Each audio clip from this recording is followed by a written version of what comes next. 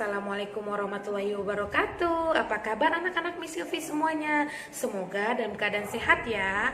Baiklah, kali ini Miss Silvi akan menjelaskan materi terkait pembelajaran kita hari ini. Mohon disimak ya anak-anak. Baiklah anak-anak, kali ini Miss Silvi akan menjelaskan materi PKN subtema 1 buku 5A. Diperhatikan ya anak-anak. Baiklah, kali ini kita akan belajar tentang perwujudan nilai-nilai Pancasila. Nah, anak-anak Miss Silvi pasti sudah hafal dan sudah tahu bunyi dan lambang Pancasila.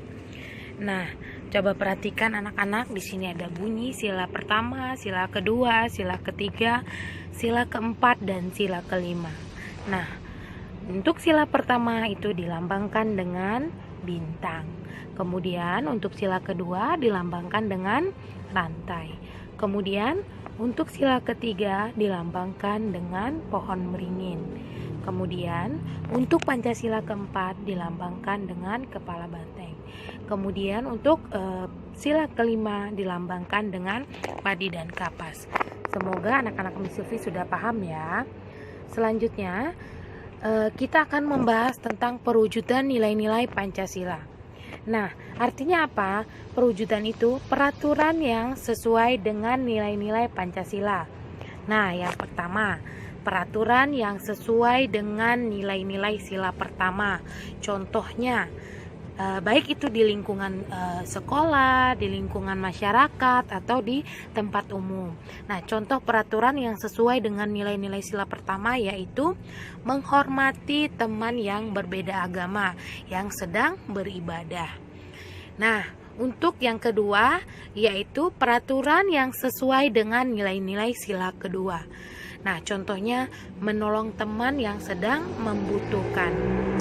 Kemudian untuk Pancasila ketiga, peraturan yang sesuai dengan nilai-nilai sila ketiga yaitu bertanggung jawab dalam melaksanakan tugas.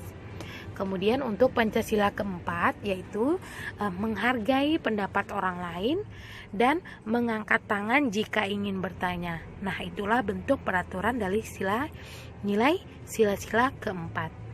Kemudian untuk peraturan yang sesuai dengan nilai sila kelima yaitu bersikap adil pada saat bermain. Nah, inilah contoh perwujudan dari peraturan-peraturan yang sesuai dengan sila-silanya, yaitu sila pertama, sila kedua, sila ketiga, sila keempat, dan sila kelima.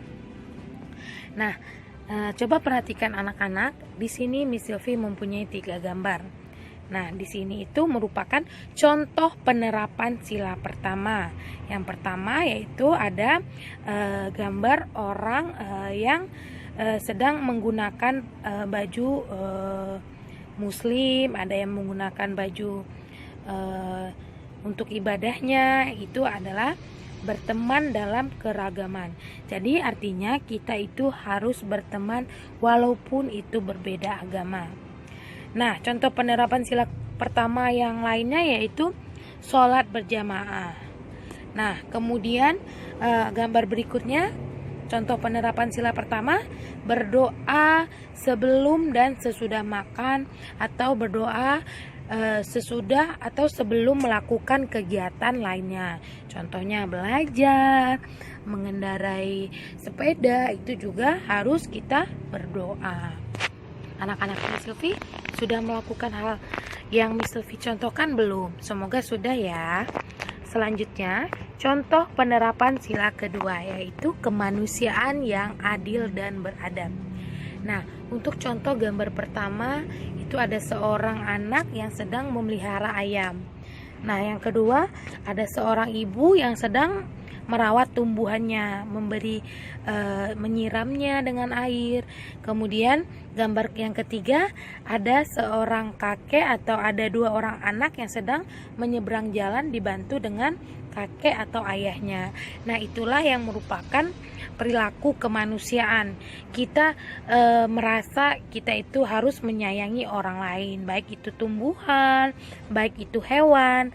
Nah, ini adalah contoh dari penerapan sila kedua. Selanjutnya, contoh penerapan sila ketiga, yaitu sila Persatuan Indonesia. Artinya apa?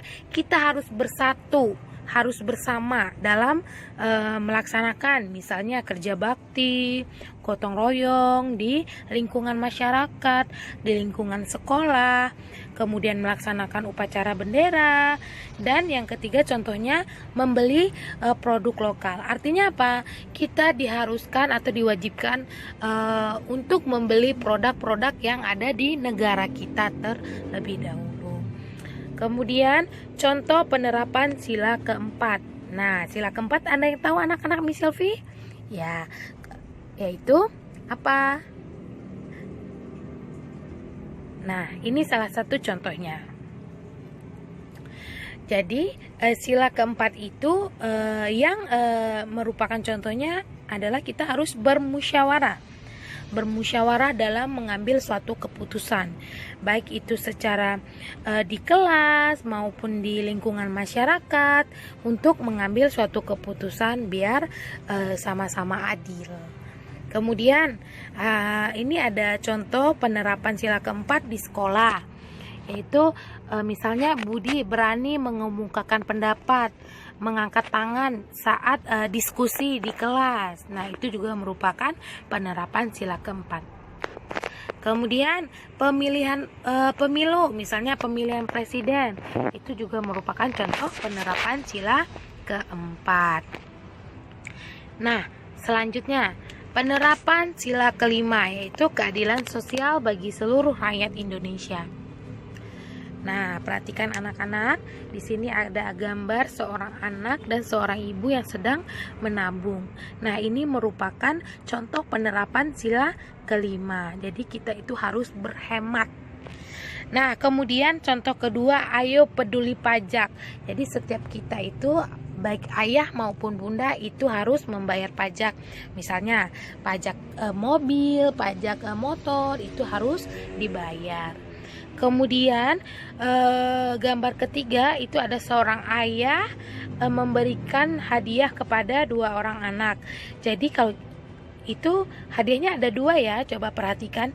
Jadi seorang ayah itu harus adil memberikan hadiah kepada dua anaknya. Jadi tidak boleh kakak dikasih sementara adik tidak, itu tidak boleh. Jadi kita itu harus bersikap adil, baik itu dengan hewan, dengan teman, atau misalnya dengan ayah atau bunda. Misalnya kita ingin berbagi sepotong kue, nah kita kasih ayah juga, kita kasih bunda juga. Nah, anak-anak Miss Sylvie, semoga paham ya apa yang Miss Sylvie sampaikan hari ini. Baiklah anak-anak, untuk kesimpulan pembelajaran kita hari ini, yaitu yang pertama, Pancasila adalah dasar negara Indonesia. Yang kedua, Pancasila artinya 5 prinsip. Nah, yang ketiga, Pancasila mempunyai nilai-nilai luhur yang sesuai dengan kehidupan bangsa Indonesia atau dengan kehidupan budaya bangsa Indonesia.